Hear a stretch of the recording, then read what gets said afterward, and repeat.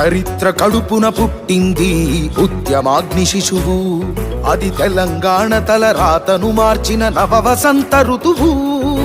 వివక్ష దోపిడి విలయంలో విలవిలలాడిన వేదన, అస్తిత్వం కై ఆరాటపడిన ఆత్మ గౌరవ భావన. పిడికిలెత్తిన కేసీఆర్ గొంతులో ప్రళయ గర్జన.